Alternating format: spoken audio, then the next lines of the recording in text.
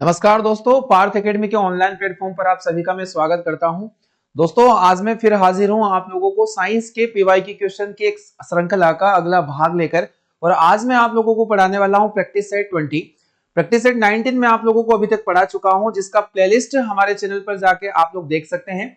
काफी मददगार आप लोगों को ये वीडियो देखने को मिलेंगे, जो आने वाली सभी परीक्षाओं में जितने भी प्रश्न आ सकते हैं हम लोग यहाँ पर टारगेट कर रहे हैं।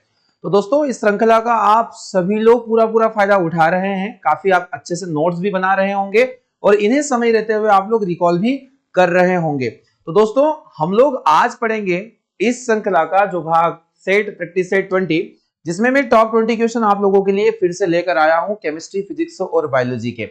मॉक 19 में या प्रैक्टिस सेट 19 में मैंने आप लोगों को एक होमवर्क प्रश्न दिया था, आप लोगों को याद होगा, और आप सभी ने इसका क्या जवाब दिया था। सबसे पहले हम लोग वहां से शुरुआत करेंगे आज के सेशन की और बढ़ते हैं फिर आज के टॉप 20 क्वेश्चन की और, जहां से हर शिफ्ट में एक प्रश्न आपको देखने को जरूर मिलेगा।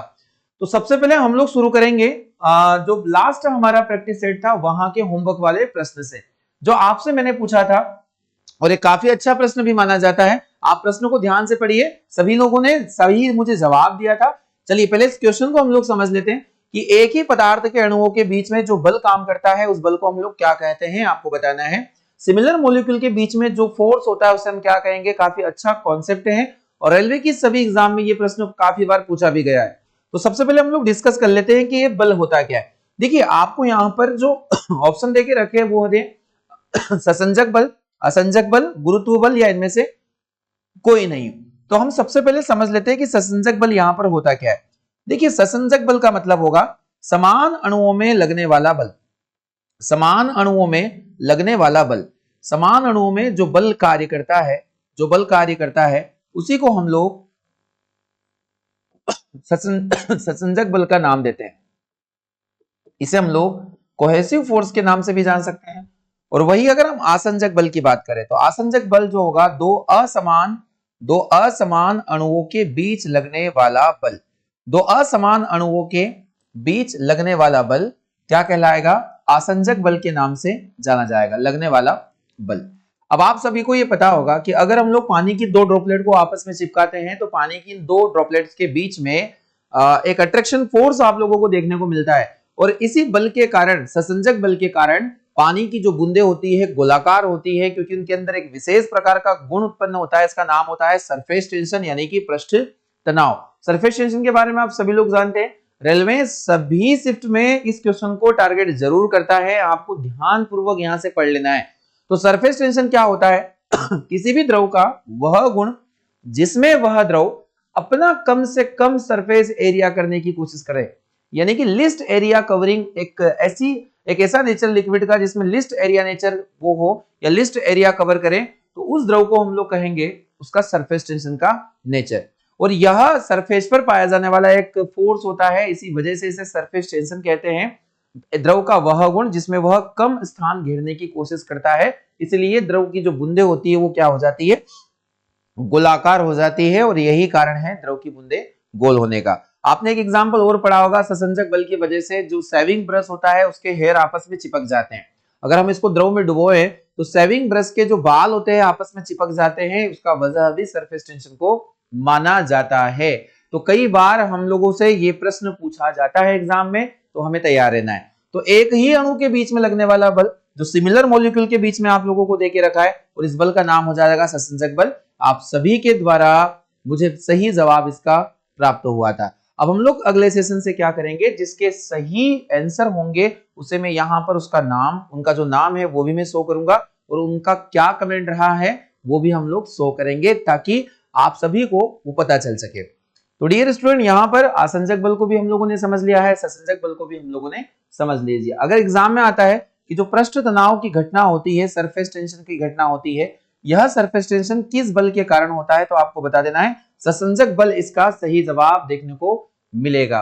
दोस्तों, आज के टॉप 20 क्वेश्चन का हम पहला प्रश्न पढ़ने वाले हैं, तो आप सभी नोट्स ओपन करके जरूर बैठ जाइएगा और आप दिन प्रतिदिन हमारे द्वारा पढ़ाए गए उन सभी कंटेंट को अपने नोट्स में जरूर लिखें, ताकि एग्जाम में आपको पूरा फायदा मिल सके। क्या कहता है आज का पहला प्रश्न, हम लोग समझ लेते हैं।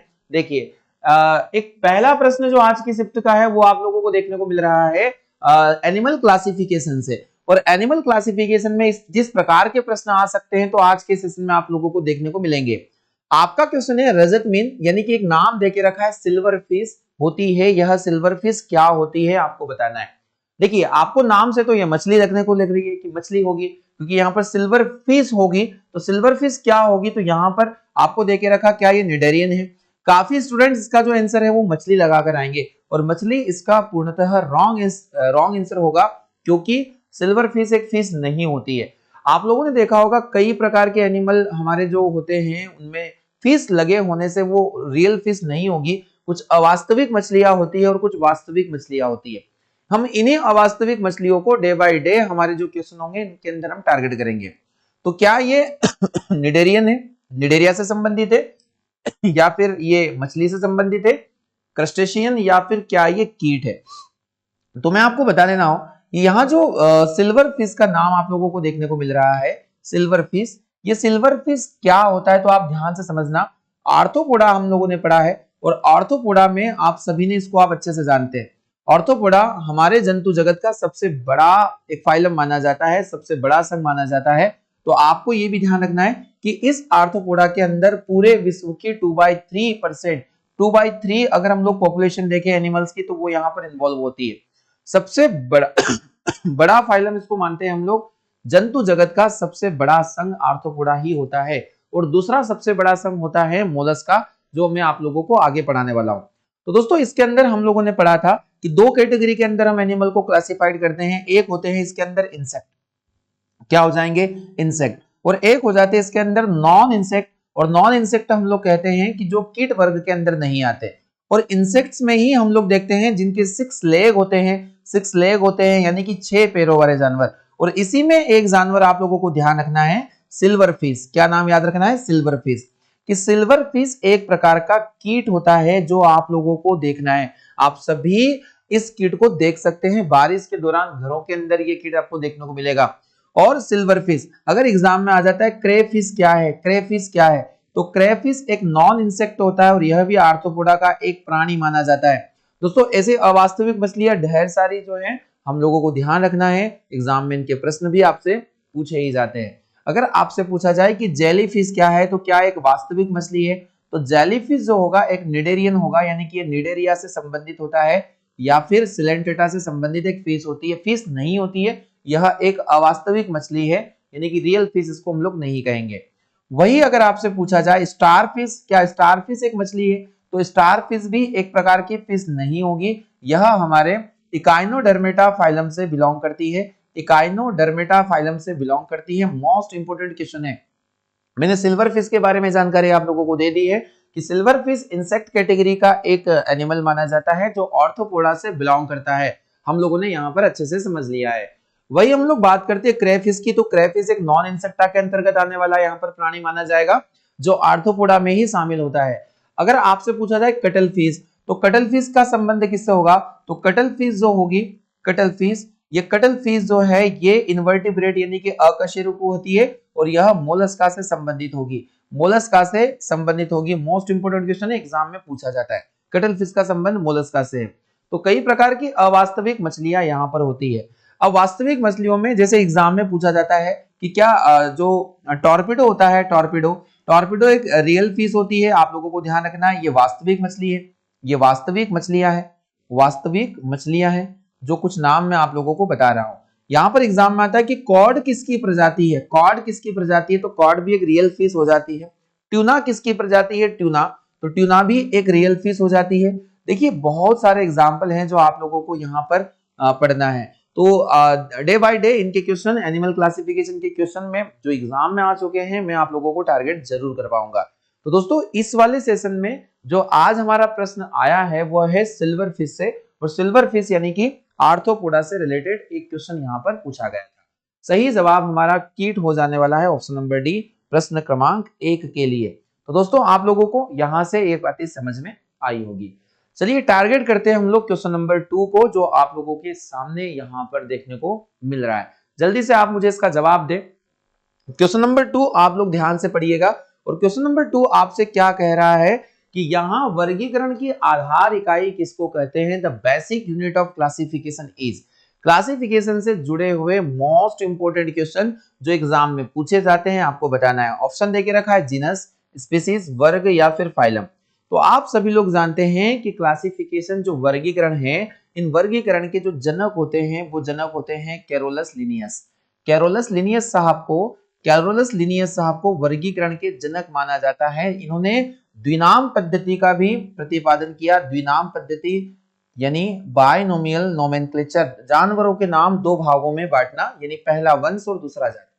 तो आपको ध्यान रखना है कि द्विनाम पद्धति के जनक भी कौन माने जाएंगे? Carolus Linnaeus. इनकी एक फेमस बुक है जिसका नाम है सिस्टेमा नेचुरी।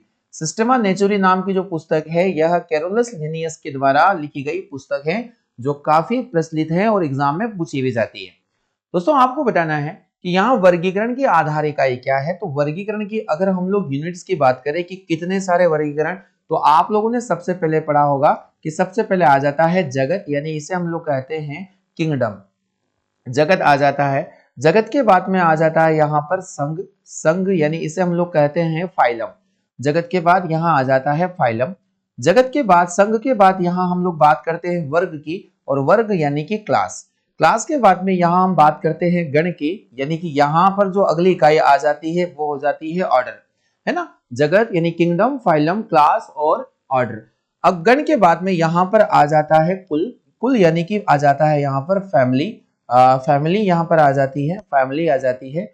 और अगला हमारे पास आ जाता है वंश। वंश यानी कि यहाँ पर हम लोग बात करते हैं जिनस की, जिनस की। और सबसे आखिरी जो मैं यहाँ लिख रहा हूँ वो आ जाती है जाति, और जाति यानी यहाँ पर हो जाएगा स्पीसीज, स्पीसीज। तो डियर स्टूडेंट, ये आप लोगों ने, हम लोग अगर टोटल काउंट करें तो 1 2 3 4 5 6 7 नेम के अकॉर्डिंग हम लोगों ने जितनी भी इकाइयां थी उन इकाइयों को हम लोगों ने देखा।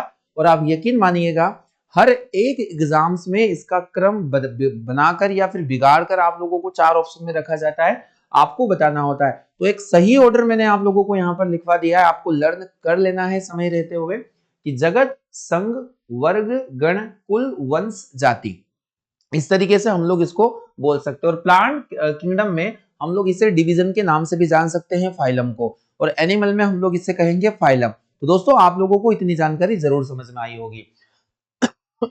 यहां हम लोग देखेंगे सबसे छोटी इकाई क्या हो जाएगी, तो आधारभूत इकाई हम लोग जाति को मानते हैं, यानी इसका सही जवाब हो जाएगा स्पीसीज। ऑप्शन नंबर बी बिल्कुल करेक्ट आंसर है। दोस्तों मैं चाहूंगा कि आप ये सारे नेम एक ऑर्डर में अपने माइंड में फिट जरूर कर ले, क्योंकि देखने को जरूर मिलेगा आपको इस प्रकार का कोई प्रश्न। सबसे बड़ी इकाई जगत हो जाएगी। चलिए तो दोस्तों अगले क्वेश्चन पर हम लोग मूव कर रहे हैं। सेशन को लाइक करना है, आप सभी का प्यार इस सेशन को ज्यादा से ज्यादा मिले, दोस्तों के साथ शेयर भी करें इस वीडियो को, ताकि सभी को इन क्लासेस का फायदा जरूर मिल सके।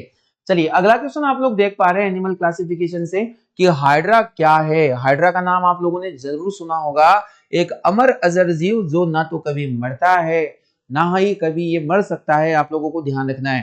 तो हाइड्रा कोई कैसा जीव है या हाइड्रा क्या है? तो हाइड्रा क्या एक सेप्रोफिटिक एनिमल है, यानी कि मृत जीवी। क्या ये शाक भक्षी है, हर्बीवोरस है ना, या फिर ये कीट भक्षी है, इंसेक्टिवोरस है, या फिर ये मांस भक्षी है, कॉर्निवोरस है। अच्छा हाइड्रा को हम लोग सबसे पहले समझ लेते हैं कि जो हाइड्रा होता है यह हाइड्रा किस संघ का प्राणी होता है। तो अगर हम लोग देखें, हम लोगों ने पढ़ा होगा सिलेंट्रेटा फाइलम से ये बिलोंग करता है, सिलेंट्रेटा फाइलम से बिलोंग करता है हाइड्रा। अगर एग्जाम में हाइड्रा से रिलेटेड कुछ क्वेश्चन आते हैं तो यहाँ पर आपको ध्यान रखना है हाइड्रा के अंदर स्टिंगिंग सेल्स पाई जाती है, या आप लोगों को दंश कोशिकाएं देखने को यहाँ पर मिल रही होगी, स्टिंगिंग सेल्स पाई जाती है। ये पोरीफेरा के बाद आने वाला सेकंड फाइलम माना जाता है। अगर हम लोग देखें पोरीफेरा के बाद में सेकंड फाइलम माना जाता है, जो टिश्यू लेवल पर बॉडी जिनका ऑर्गेनाइज हुआ था, जिनके अंदर स्किन के 2 लेयर आप लोगों को देखने को मिलेंगे। तो ये एनिमल जो होते हैं डिप्लोब्लास्टिक एनिमल के नाम से भी जाने जाते हैं, सिलेंट्रेटा। देखिए क्लासिफिकेशन को आपको बहुत अच्छे से समझना पड़ेगा, क्योंकि इससे रिलेटेड क्वेश्चन काफी बार एग्जाम में पूछे ही गए हैं। तो आप लोगों को मैंने कुछ बातें यहाँ पर बताई है कि यह सिलेंट्रेटा से संबंधित होता है। इस कहानी को हम लोग आगे बढ़ाते हैं, और आप लोगों को समझना है कि ये जो आप लोगों को ऐसे यहाँ टेंटेकल्स दिखाई दे रहे हैं, इन्हें हम लोग स्टिंगिंग सेल्स के नाम से भी जानते हैं। किस नाम से जानते हैं? Stinging cells. स्टिंगिंग सेल्स का मतलब होगा कि ये दंश कोशिकाएं होती है। आपने हाइड्रा के बारे में पढ़ा होगा कि हाइड्रा में पुनरुत्भवन की प्रक्रिया सबसे ज्यादा पाई जाती है। अगर इस हाइड्रा को हम कई सारे टुकड़ों में डिवाइड कर देंगे तो हर एक टुकड़ा, हर एक पीस एक नए हाइड्रा को जन्म दे देगा। ये भी आप लोगों को पढ़ना है। तो पुनरुत्भवन प्रक्रिया हाइड्रा में सबसे ज्यादा पाई जाती है दोस्तों, आप लोगों को ध्यान रखना है। सेकंड, यहां पर हम बात करते हैं बडिंग प्रोसेस की। बडिंग प्रोसेस बोले तो मुकुलन, और मुकुलन क्या होता है इसको भी हम लोग समझ लेते हैं। बडिंग प्रोसेस क्या होती है? तो बडिंग प्रोसेस में जो हाइड्रा ये प्रजनन करता है, हाइड्रा अपने ही शरीर से अलैंगिक प्रजनन के दौरान कुछ ऐसे बर्ड्स बनाना स्टार्ट कर देता है और ये नए हाइड्रा को जन्म देने की प्रक्रिया मानी जाती है। दोस्तों आप लोगों को समझ में आ रहा होगा। तो अगर एग्जाम्स आपसे पूछता है कि बर्डिंग प्रोसेस किस में पाई जाती है या बर्ड्स किस में पाए जाते हैं, तो दोस्तों ध्यान रखना है हाइड्रा में। और हाइड्रा किस संघ का प्राणी है? तो हाइड्रा सिलेंटेटा संघ का प्राणी माना जाता है। अब यहाँ बात होती है कि हाइड्रा क्या है, आप लोगों को पोषण के हिसाब से बताना है। तो हाइड्रा एक कार्निवोरस एनिमल माना जाता है, यानी कि मांसभक्षी ये प्राणी माना जाता है। दोस्तों मोस्ट इंपोर्टेंट क्वेश्चन की कैटेगरी वाला क्वेश्चन लगा लीजिएगा एग्जाम में। इन्हीं क्वेश्चन को आप लोग देखोगे तो आज आपको समझना पड़ेगा।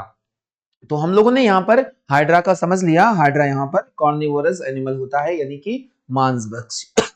चलिए क्वेश्चन नंबर 4 है हमारे सामने। इनमें से कौन सा सिल्क वर्ग से संबंधित है? Which of the following belongs to the silk class? Silk class यानी कि सिल्क का मतलब समझ रहे हो, रेशम। रेशम से संबंधित यहाँ पर हम लोग देखने को मिलेगा कि यहाँ पर अलग अलग आप लोगों को ब्रांचेस देके रखी है कि सिल्क वर्ग से संबंधित यानी कि रेशम वर्ग से संबंधित यहाँ कौन देखने को मिलेगा। तो पहला ऑप्शन यहाँ पर देके रखा है सेरीकल्चर। आप सभी ने पढ़ा होगा कि जो सेरीकल्चर होगा, यह सेरीकल्चर रेशम कीट के पालन, रेशम कीट का पालन का अध्ययन है। रेशम कीट पालन कैसे किया जाए, तो यह इस कीट का नाम आप लोगों को पता होना चाहिए कि कौन से कीट से हम लोगों को रेशम मिलता है। तो इसका नाम हो जाता है बॉम्बेक्स मोराई नाम का कीट। और यह किस स्टेज में हम लोगों को ये देता है? तो इस स्टेज का नाम है प्यूपा अवस्था। किस पौधे पर इसे पाला जाता है? तो शहतूत के पौधे पर इसे पाला जाता है। मोस्ट इंपोर्टेंट फैक्ट है जो आप लोगों को लिखना है। अब हम लोग बात करते तो इसका प्रश्न का सही जवाब हमारे लिए यही हो जाएगा। सेरीकल्चर का संबंध रेशम वर्ग से है, जो आप लोगों को समझना है। एपीकल्चर क्या होता है? तो एपीकल्चर होता है मधुमक्खी का पालन करना, मधुमक्खी का पालन करना। और आप सभी जानते हैं कि मधुमक्खी में कौन सा एसिड पाया जाता है? फॉर्मिक एसिड पाया जाता है, जिसका जो केमिकल कंपोजिशन होता है वो होता है HCOOH। दोस्तों ध्यान रखना है। पीसी कल्चर में हम लोग किसका अध्ययन करते हैं? तो मत्स्य पालन यानी मछलियों के पालन से संबंधित विज्ञान होगा, यह होगा पीसी कल्चर। और अगर आपसे एग्जाम में पूछा जाए कि मछलियों का अध्ययन करना क्या कहलाता है, काफी बार ये एग्जाम में आया है, जो काफी कम स्टूडेंट्स को इसका नाम पता है कि मछली का अध्ययन करना होता है इक्थियोलॉजी। क्या हो जाएगा? इक्थियोलॉजी। ये इक्थियोलॉजी मछलियों का अध्ययन करना, और मछलियों का जो पालन करने वाला विज्ञान है उसे हम लोग पीसी कल्चर के नाम से जानते हैं। दोस्तों और भी एक कल्चर होता है, ओलेरी कल्चर किसका अध्ययन है? आपको कमेंट बॉक्स में जाके मुझे बताना है ओलेरी कल्चर किसका अध्ययन है। ओलेरी कल्चर आपको मुझे जवाब देना है, ओलेरी कल्चर किसका पालन हो जाएगा, या इसमें हम लोग किसका अध्ययन करते हैं? ओलेरी कल्चर। चलिए दोस्तों इसका सही जवाब ए हम लोगों ने देख लिया। अगला प्रश्न हम लोग पढ़ लेते हैं जल्दी से। समुद्री ककड़ी या फिर सी कुकम्बर निम्नलिखित में से किसे इंगित करता है? एनिमल क्लासिफिकेशन के टॉप क्वेश्चन जो हर बार एग्जाम में देखने को मिलते हैं। अब आपको डरने की किसी प्रकार की आवश्यकता नहीं है, क्योंकि यहाँ के प्रश्न आप लोग अच्छे से पढ़ लीजिए। देखिए आपने ये पढ़ा होगा समुद्री खीरा, एग्जाम में इसको इस नाम से भी पूछा जा सकता था। समुद्री खीरा किस नाम से जाना जाता है, या समुद्री खीरा क्या होता है? खीरा ककड़ी आप लोगों ने जरूर खाई होगी। तो sea cucumber indicates which of the following? क्या यह एक सीवीड्स है? सीवीड्स बोले तो एक समुद्री शैवाल है। क्या यह समुद्री अकशेरुकी यानी इन्वर्टिब्रेट है?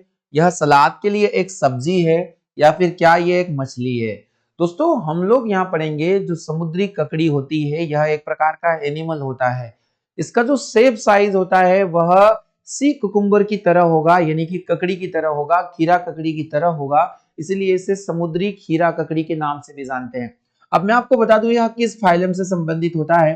तो एक फाइलम है इकाइनोडर्मेटा जिसमें स्किन कांटेदार होती है, और इसी से एक एनिमल जो आप लोगों को ध्यान रखना है, इस एनिमल का नाम है होलोथुरिया, और ये होलोथुरिया को ही हम लोग समुद्री खीरे के नाम से जानते हैं। समुद्री खीरा कौन है? तो होलोथुरिया को ही हम लोग समुद्री खीरा बोलते हैं। मोस्ट इंपोर्टेंट फैक्ट जो आप लोगों को पढ़ाया जा रहा है।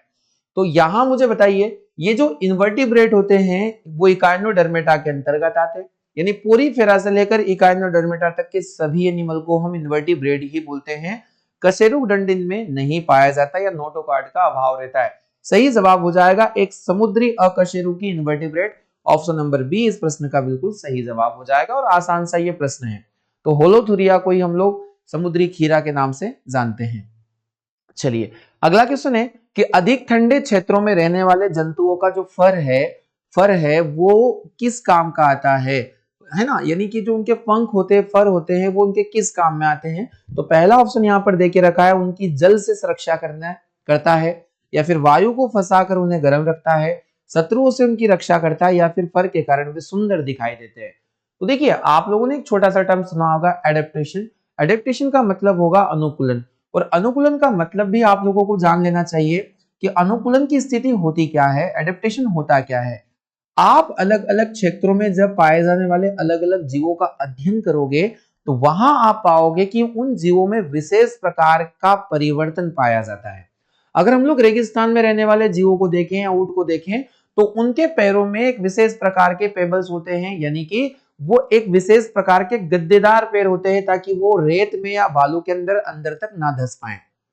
ठीक है, अगर हम लोग सामान्यतः हमारे तरफ पाए जाने वाले जानवरों को रेगिस्तानी इलाकों में रहने के लिए कहेंगे तो क्या होगा कि वो वहां जो है अपना जीवन नहीं चला सकते, क्योंकि उन्हें रेत में चलने के लिए विशेष प्रकार का पैरों में अनुकूलन होना जरूरी है।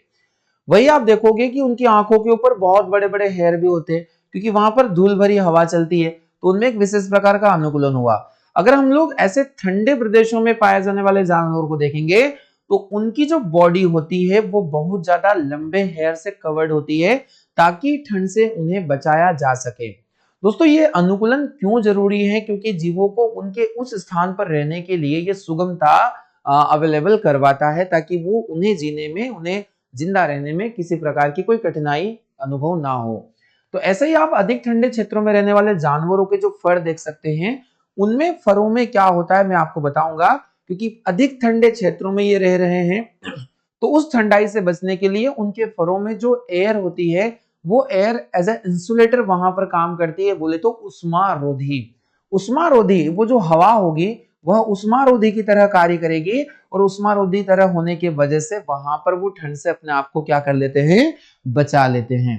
तो दोस्तों इसका सही जवाब वायु को फंसाकर उन्हें गर्म रखने में, यानी trap air and keep them warm, आप लोगों को बहुत अच्छे से समझना है। जो उनके फरों में जो एयर फंस जाती है वह इंसुलेटर की तरह काम करती है, यानी उष्मारोधी की तरह काम करती है। तो दोस्तों बी ऑप्शन इसका सही जवाब हो जाएगा। अगला क्वेश्चन है, केमिस्ट्री से क्वेश्चन दिखाई दे रहा है मुझे, और सभी पीवाई की क्वेश्चन है, आप लोगों को ध्यान रखना है। एग्जाम्स नेम में नहीं लिख पाता हूं समय के अभाव के कारण, पर ये सभी पीवाई की क्वेश्चन ही हैं जो रेलवे में लास्ट टाइम पूछे जा चुके हैं, तो दोस्तों ध्यान रखना है। अगला क्वेश्चन है, वायु की उपस्थिति में मैग्नीशियम को जलाने पर मैग्नीशियम ऑक्साइड बनता है। बिल्कुल सही बात है। तो इनमें शामिल अभिक्रिया के प्रकार का चयन कीजिए, यानी मैग्नीशियम का ऑक्सीजन की प्रेजेंस में जलकर मैग्नीशियम ऑक्साइड बनना किस प्रकार की अभिक्रिया है आपको बताना है। दोस्तों बहुत ही बेसिक क्वेश्चन है। अगर हम लोग Mg को लेते हैं और मैग्नीशियम ऑक्सीजन की प्रेजेंस में जलकर MgO बना लेता है, यानी मैग्नीशियम ऑक्साइड बना लेता है। रिएक्शन को बैलेंस करने के लिए हम लोग यहाँ पर 2 एटम्स ले लेते हैं मैग्नीशियम्स के। आप देखोगे कि जिस अभिक्रिया में ऑक्सीजन आकर जुड़ता है, जिस अभिक्रिया में ऑक्सीजन का एडिशन होता है या एडिशन ऑफ ऑक्सीजन होता है, उन्हीं रिएक्शन को ऑक्सीडेशन रिएक्शन के नाम से जानते हैं।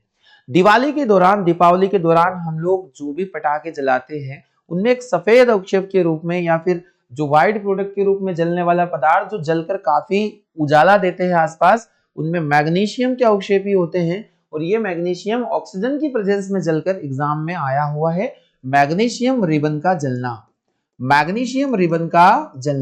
तो मैग्नीशियम जो रिबन है ये जलता है तो यह एक ऑक्सीडेशन रिएक्शन है और यह एक फास्ट केमिकल रिएक्शन मानी जाती है। तो ऑक्सीकरण अभिक्रिया ये हो जाएगी। ऑप्शन नंबर ए इस प्रश्न का बिल्कुल सही जवाब है। विथ रिएक्शन हम लोगों ने यहाँ पर समझ लिया है। तो यह किस प्रकार का उपक्षेप देता है, प्रोडक्ट बनाता है, तो व्हाइट कलर। आप लोगों ने कई प्रकार के क्रैकर ऐसे देखे होंगे। दोस्तों अगले प्रश्न की तरफ हम लोग मूव करते हैं। अगला क्वेश्चन है सामने, आप सभी लोग ध्यान से पढ़िएगा। LLP एग्जाम में पूछा गया, असिस्टेंट लोको पायलट एग्जाम में, कि इनमें से कौन एक रासायनिक अभिक्रिया है, which of the following is a chemical reaction. आप लोगों को एक टाइप बताना है यहाँ पर कि केमिकल रिएक्शन का टाइप यहाँ पर देखने को कौन मिल रहा है। दोस्तों पहला ऑप्शन देके रखा है बर्फ का पिघलना, यानी मेल्टिंग ऑफ आइस, क्या केमिकल रिएक्शन है।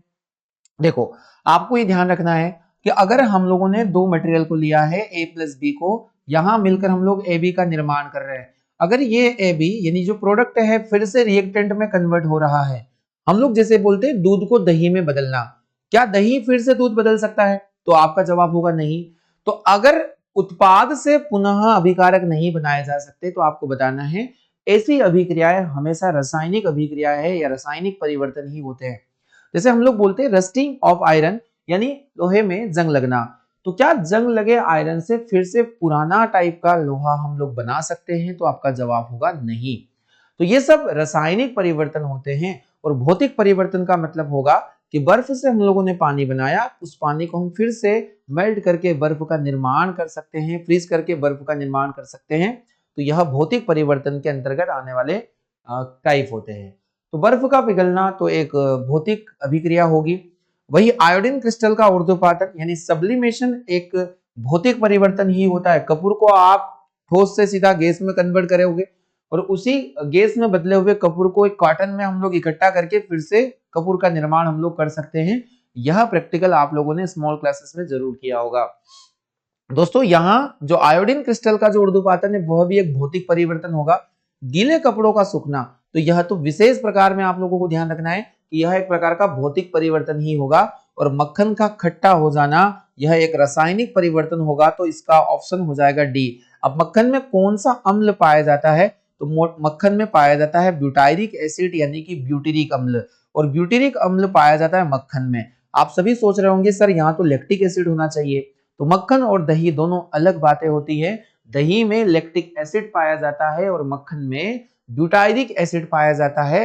अब आपको ऑप्शन में कमेंट बॉक्स में जाकर ब्यूटायरिक एसिड का फॉर्मूला लिखना है कि ब्यूटायरिक एसिड कितने कार्बन का एसिड माना जाता है। वही टार्टरिक एसिड, ऑक्सैलिक एसिड, ये सभी के बारे में आपको मैं पढ़ा चुका हूं।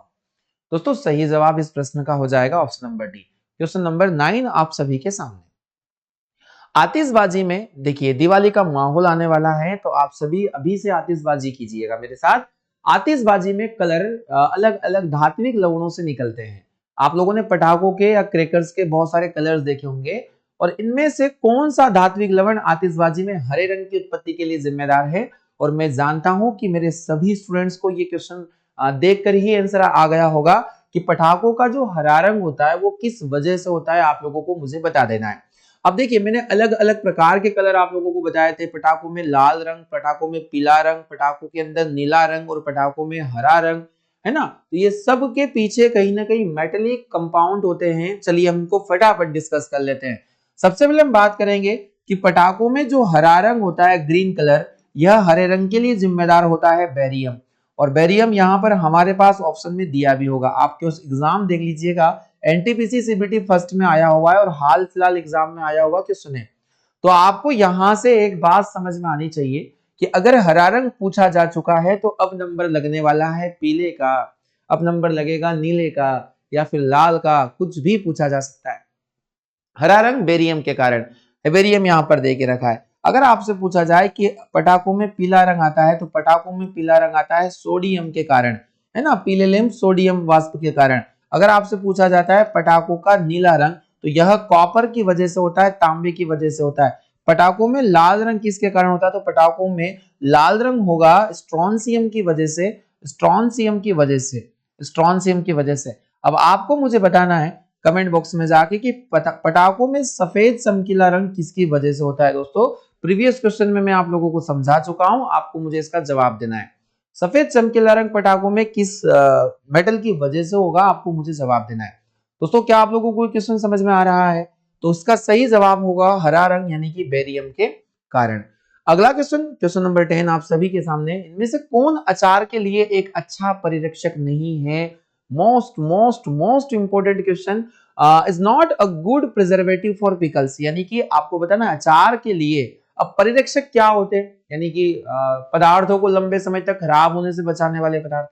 जैसे हम लोग देखते हैं नाइट्रोजन एक प्रिजर्वेटिव गैस होती है, हम लोग चिप्स के पैकेट्स में नाइट्रोजन को ही पाते हैं क्योंकि एक प्रिजर्वेटिव गैस है, चिप्स को लंबे समय तक खराब होने से भी बचा सकती है।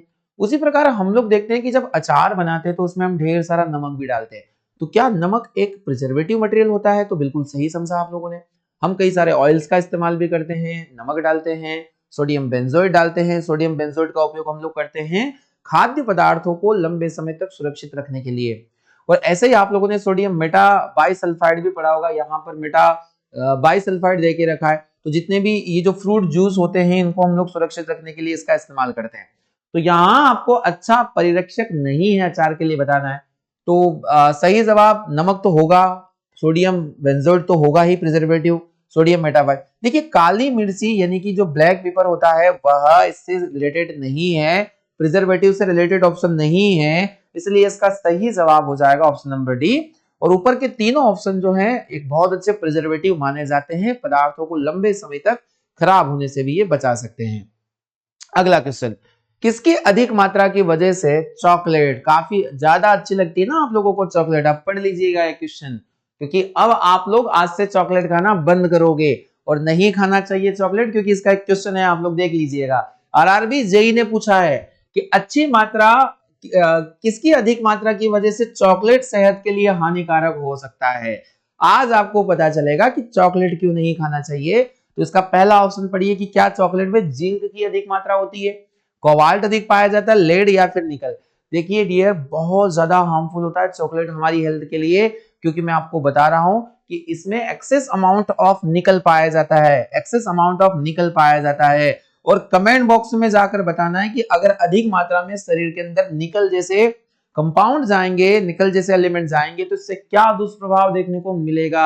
आपको ध्यान रखना है कि एक्सेस अमाउंट में यहाँ पर निकल पाया जाता है, इसलिए जो चॉकलेट होते हैं वो सेहत के लिए काफी हानिकारक होते हैं। तो आज से चॉकलेट खाना बंद कर दीजिएगा पूरी तरीके से। चलिए, तो हम लोगों ने इस प्रश्न को समझ लिया है अच्छे से। आरआरबी जेई 2019 एग्जाम में ये प्रश्न पूछा गया था। अगला क्वेश्चन है आप लोगों के लिए क्वेश्चन नंबर 12 कि इनमें से किसका उपयोग सोने के विघटन के लिए, यानी कि सोने का हम लोग क्या करेंगे, डिसइंटीग्रेशन ऑफ गोल्ड किसके लिए यूज किया जाता है? सोने को गलाने के लिए या सोने को पिघलाने के लिए हम किसका इस्तेमाल करते हैं? आपको इसी प्रकार का क्वेश्चन पूछा गया है। जेई में पूछा गया प्रश्न है, इसमें पहला ऑप्शन देके रखा है अमोनियम हाइड्रोक्साइड, सल्फ्यूरिक अम्ल, एक्वा रेजिया या फिर सोडियम हाइड्रोक्साइड। तो दोस्तों आप सभी को पता है कि हमारे पास कुछ उत्कृष्ट धातु जैसे सोना, चांदी, प्लेटिनम, इन धातुओं को पिघलाने के लिए या गलाने के लिए जो सॉल्यूशन हम लोग इस्तेमाल करते हैं उस सॉल्यूशन का नाम हो जाता है एक्वा रेजिया। आप सभी लोग इसे पहले मेरे पास पढ़ चुके हैं, इसे ही हम लोग कहते हैं अम्लराज। और आप सभी जानते हैं अम्लों का राजा यानी किंग ऑफ एसिड। इस अम्लराज के अंदर किन दो एसिड्स का कंपोजिशन होता है? तो 3:1 में HCl और HNO3 का कंपोजिशन इन दोनों में होता है। दोस्तों ध्यान रखना है 3:1 में 3:1 में HCl और HNO3 का कंपोजिशन यहां पर देखने को मिलेगा। तो यही इसका आप लोगों को आंसर देना है एक्वा रेजिया। इसे हम लोग एक्वा रेजिया या फिर अम्लराज के नाम से जानते हैं। इसे आप अम्लों का राजा भी बोल सकते हैं, किंग ऑफ एसिड, अम्लों का राजा यानी किंग ऑफ एसिड। देखिए ये जितने भी व्यापारिक नाम है ना, बहुत जल्दी 1 से 2 दिनों के अंदर अंदर आप लोगों को मैं मोस्ट इंपोर्टेंट 50 कंपाउंड की एक क्लास लेके आने वाला हूं आप लोगों के लिए, है ना। और ये अगर आपने ये सारे कंपाउंड पढ़ लिए, दुनिया की किसी भी एग्जाम में बैठ जाइएगा, एक भी कंपाउंड और कमर्शियल नेम बाहर नहीं जाना है। केमिस्ट्री का सबसे डेंजर टॉपिक होता है, इनको याद रखना। तो याद रखने के तरीके भी मैं आप लोगों को बताऊंगा और आप मेरे साथ इन्हें एक बार पढ़ लीजिएगा, ये निश्चित ही आप लोगों की एग्जाम बनाएगा, ठीक है। तो 50 कंपाउंड वेरी इंपॉर्टेंट कंपाउंड मैं आप लोगों के लिए लेके आने वाला हूं बहुत जल्दी। दोस्तों सही जवाब इस प्रश्न का option number C question number 12 के लिए। अगला क्वेश्चन है, नेक्स्ट प्रश्न आप सभी के सामने देके रखा है कि ताप की वृद्धि से किसी द्रव का पृष्ठ तनाव, फिजिक्स का एक बड़ा ही शानदार जानदार प्रश्न। The surface tension of liquid increase with the increase in the temperature. आपको बताना है कि अगर हम लोगों ने किसी भी द्रव का ताप बढ़ा दिया तो उसमें सरफेस टेंशन में क्या परिवर्तन देखने को मिलेगा, आपको बताना है। तो देखिए सबसे पहले समझ लीजिएगा कि पृष्ठ तनाव का गुण क्या है। पृष्ठ तनाव मतलब द्रव का कम स्थान घेरने का गुण। कम स्थान घेरने का गुण, लिस्ट एरिया कवरिंग नेचर। यदि कम स्थान घेरने के प्रॉपर्टी को हम लोग कहते हैं पृष्ठ तनाव। इसका जो फॉर्मूला होता है, surface tension is equal to हो जाएगा बल बटे में लंबाई, यानी फोर्स अपॉन लेंथ। और फोर्स अपॉन लेंथ के लिए, बल के लिए हम लोग यूज करेंगे न्यूटन। न्यूटन पर मीटर इसका जो है यूनिट हो जाने वाला है दोस्तों, न्यूटन पर मीटर। या तो इसको हम ऐसे भी लिख सकते हैं, या न्यूटन पर मीटर हम लोग ऐसे भी आराम से लिख सकते हैं। दोस्तों आप लोगों को बताना है, पानी की बूंदें गोल किस वजह से होती है? सरफेस टेंशन की वजह से। मच्छरों के लार्वा पानी पर क्यों तैरते हैं? सरफेस टेंशन की वजह से। गर्म सूप स्वादिष्ट क्यों लगता है? क्योंकि हम लोगों ने गर्म किया और सरफेस टेंशन घट गया। यानी सतह पर एक ऐसा बल जिसमें दो अणुओं के बीच में एक ऐसा अट्रैक्शन फोर्स जिसमें दोनों अणु अपना स्थान कम से कम घेरने की कोशिश करते हैं, इसलिए पानी की बूंदें गोल हो जाती है। और कई नेचर ऐसे होते हैं कि हम लोग अगर डिटर्जेंट या साबुन का इस्तेमाल ना करें तो कपड़ों के अंदर से जो गंदगी है वो नहीं निकलती, तो हम लोग साबुन और डिटर्जेंट मिला देते हैं। इसकी वजह है कि साबुन और डिटर्जेंट पानी का सरफेस टेंशन घटा देते हैं। ये जो अट्रैक्शन फोर्स था ये टूट गया और पानी हर एक सरफेस पर जाकर अच्छे से पहुंच जाता है और वो गहराई से गहराई में जाकर दाब को वहां से हटा देता है। यही वजह है। तो आप लोगों को ध्यान रखना है कि ताप में वृद्धि, अगर मैंने किसी चीज को ताप बढ़ा दिया तो ताप बढ़ाने से सरफेस टेंशन घट जाएगा, डिक्रीज करेगा। मोस्ट इंपोर्टेंट क्वेश्चन है। देखिए कितनी चीजों से घटता है। अगर आपने टेम्परेचर बढ़ाया, आपने अगर पानी के अंदर विद्युत धारा प्रवाहित करी तो घटेगा। हम डिटर्जेंट मिला दें या फिर साबुन मिला दें, हम किसी प्रकार की अशुद्धि मिला दें, तो इन सभी केसेस में, या तेल ग्रीस मिला दें, इन सभी केसेस में surface tension of water decrease करेगा। दोस्तों मोस्ट इंपोर्टेंट क्वेश्चन यहां हम लोगों ने पढ़ा। अगला क्वेश्चन है, देखिए सरफेस टेंशन के अच्छे लेवल के प्रश्न आप लोगों को आज देखने को मिल जाएंगे। कपड़ों को साफ करने में साबुन सहायक होता है क्योंकि, यानी soft is helpful in the cleaning cloth. क्या रीजन है इसके पीछे, आपको बताना है। पहला ऑप्शन, तो साबुन के रसायनों में परिवर्तन हो जाता है, यह विलयन का पृष्ठ तनाव बढ़ा देता है, यह धूल अवशोषित कर लेता है, या फिर विलयन का पृष्ठ तनाव घटा देता है। देखिए सफाई का काम तो पानी के द्वारा ही किया जाता है, बिना पानी के हम लोग कपड़ों को वॉश नहीं कर सकते, फिर साबुन क्यों यूज किया? तो कई प्रकार की भ्रांतियां हमारे अंदर, साबुन ने केवल पानी का पृष्ठ तनाव घटाया है। और सरफेस टेंशन जब पानी का कम हो जाता है तो कपड़ों के हर एक फाइबर के अंदर तक के दाग पानी के द्वारा बाहर कर दिए जाते हैं। दोस्तों समझ में आ रहा है। डिटर्जेंट अगर हम लोग देखें तो डिटर्जेंट का भी यही काम होता है, तो ये सरफेस टेंशन को डिक्रीज कर देते हैं। मोस्ट इंपोर्टेंट फैक्ट आपको यही याद रखना है कि पानी के, यानी कि it reduce the surface tension of the solution. विलयन का पृष्ठ तनाव ये क्या कर देते हैं, कम कर देते हैं। सही जवाब इसका हो जाएगा ऑप्शन नंबर डी। चलिए इसी के साथ बढ़ते हैं क्वेश्चन नंबर 15 की ओर। अगला प्रश्न है कि द्रव की बूंद द्वारा सिकुड़ने और न्यूनतम आयतन ग्रहण करने की प्रवृत्ति द्रव के किस गुण के कारण होती है? तो मैं तब से ही आपको पढ़ा रहा हूं कि द्रव का ऐसा गुण जो वो क्या करे, या तो वो श्रिंक हो जाए या ऑक्यूपाई मिनिमम वॉल्यूम। किस वजह से? कि सबसे कम जगह घेरना या लिस्ट एरिया कवर करने का नेचर, और ये नेचर कहलाता है सरफेस टेंशन। पृष्ठ तनाव का गुण आपको ध्यान रखना है, फिजिक्स के बहुत अच्छे कॉन्सेप्ट है। तो यहां हो जाएगा हमारा सही जवाब, है ना। तो दोस्तों आगे हम लोग बढ़ते हैं 15 के बाद 16 क्वेश्चन की ओर। अगला क्वेश्चन, लैंप की बत्ती में तेल का चढ़ना, है ना, oil rise in the which of the lamp because, rise up क्यों करता है लैंप में? तो आपको बताना है जो ऑयल की बत्ती होती है, तेल की बत्ती होती है दीपक में, या फिर आप किसी लैंप को देख लो, उसमें तेल ऊपर की तरफ चढ़ता है, तो ये ससंजक बल की वजह से। और ससंजक बल यानी कि सरफेस टेंशन, दोनों यही इसके सही है। तो आप या तो सतह तनाव घटने के कारण या कैपिलरी क्रिया के कारण। देखिए यहाँ पर कैपिलरी एक टर्म आ रहा है और इस प्रश्न का सही जवाब भी कैपिलरी ही होगा। अब ये कैपिलरी टर्म क्या होता है कि कैपिलरी एक बाल के समान पतली सी नली होती है, बाल के समान पतली सी नली होती है, और अगर इसे द्रव में डुबोया जाए तो द्रव के अंदर जो पानी का लेवल है उसके लेवल की अपेक्षा इसमें लेवल क्या मिलेगा, ऊपर मिलेगा। ये है केस नली का काम। केस के समान एक पतली नली, अगर हम लोग केस नली का व्यास दोगुना कर दे, डायमीटर बढ़ा दें, तो इसमें जो लेवल होगा पानी का वो आधा हो जाता है। ये बात भी आप लोगों को समझना है। तो इसी कैपिलरी की वजह से जो तेल है वो ऊपर की तरफ चढ़ता है, और यहां अगर कैपिलरी नहीं आता तो आपको सरफेस टेंशन भी इसका बिल्कुल सही जवाब था, पर यहाँ डिक्रीज नहीं करेगा। इस तरीके के कोई ऑप्शन आप लोगों को चूज नहीं करना है। मोस्ट इंपोर्टेंट फैक्ट है, ऑप्शन नंबर डी इसका सही जवाब है। तो दीपक में तेल का ऊपर चढ़ना या फिर लैंप में तेल का ऊपर चढ़ना सही जवाब हो जाएगा हमारे लिए option number D. Question number 17 पूछा जा रहा है आपसे, है ना, बड़ा क्वेश्चन है, आपको ध्यान से पढ़ना है कि एरोप्लेन में फाउंटेन पेन साथ ले जाने पर उसकी शाही रिसने लगती है, क्यों? तो फाउंटेन पेन लीक हो जाएगा कहां पर, एरोप्लेन के अंदर। इसलिए एरोप्लेन में या वायुयान में यात्रा करते समय फाउंटेन पेन रखना मना कर दिया जाता है। इसका क्या कारण है? तो दोस्तों इसका एक ही कारण हो सकता है जो आप सभी लोग जानते हैं कि एरोप्लेन अधिक ऊंचाई पर उड़ने की वजह से इसमें जो एटमॉस्फेरिक प्रेशर होता है वह हो जाता है कम, वायुमंडलीय दबाव का मान कम हो जाता है, जिससे इंक रिसने का खतरा होता है। तो इंक रिस जाती है। तो दोस्तों जिन्हें जैसे ब्लड प्रेशर का प्रॉब्लम होता है, रक्तदाब का, तो उन्हें भी अधिक ऊंचाई पर या एरोप्लेन में नहीं बैठने दिया जाता है। मोस्ट इंपोर्टेंट फैक्ट है, क्योंकि वायुदाब में कमी तो अंदर का जो दाब है वो बढ़ जाता है। तो यही इसका प्रमुख कारण है। वायुमंडलीय दबाव निरंतर तेजी से बदलते रहता है। अब कैसे बदलता रहता है? वायुमंडलीय दबाव समुद्र स्तर से अधिक होता है, नहीं होगा, अधिक कम होगा।